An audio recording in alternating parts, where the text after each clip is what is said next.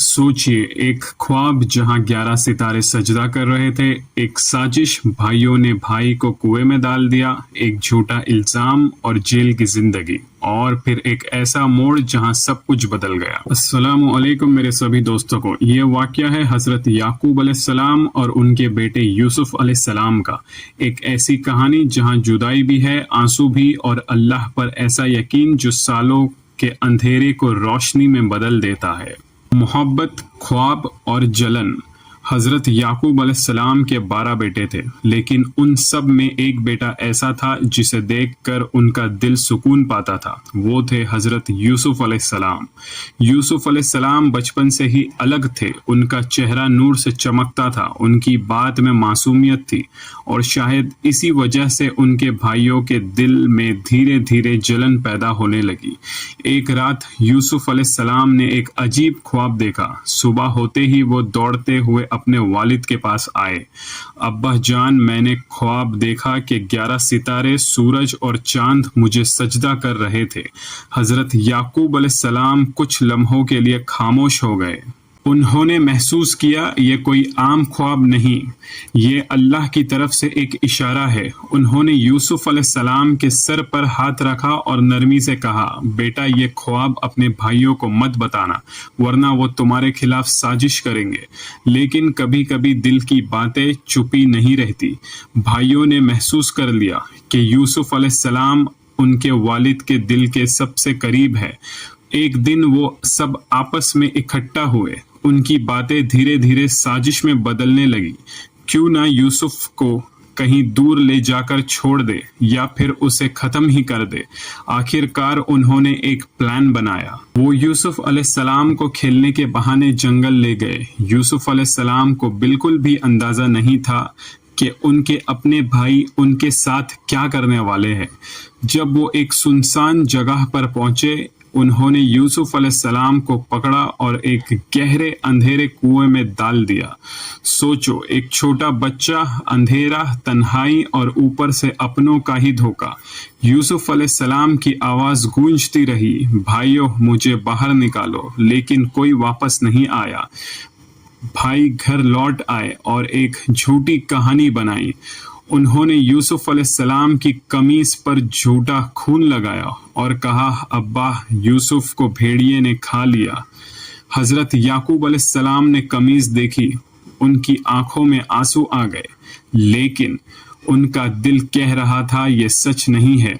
उन्होंने बस इतना कहा, तुम्हारी बात पर सब्र ही बेहतर है, और मैं अपना गम सिर्फ अल्लाह के सामने रखता हूँ। सालों का दर्द और यकीन। वक्त गुजरता गया, दिन महीनों में और महीने सालों में बदलते गए, लेकिन हजरत याकूब अलैहिस्सलाम का दिल का दर्द कम नहीं हुआ।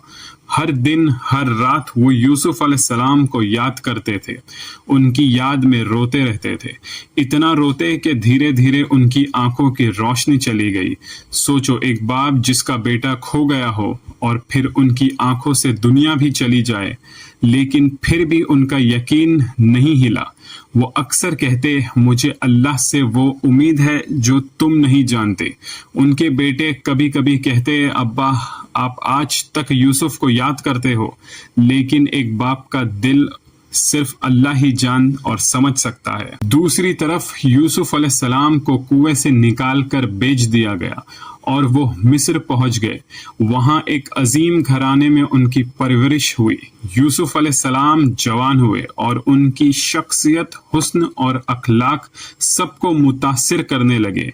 लेकिन यही नहीं, एक नया इम्तिहान शुरू हुआ। उस घर की एक औरत उन पर फिदा हो गई। एक दिन उसने दरवाजा बंद कर दिया और यूसुफ अलैहिस्सलाम को अपनी तरफ बुलाया, लेकिन यूसुफ अलैहिस्सलाम ने फौरन अल्लाह की पनाह मांगी और कहा, मैं ऐसा गुनाह नहीं कर सकता। वो वहां से भागने लगे। औरत ने पीछे से उनका कुर्ता पकड़ा जो फट गया।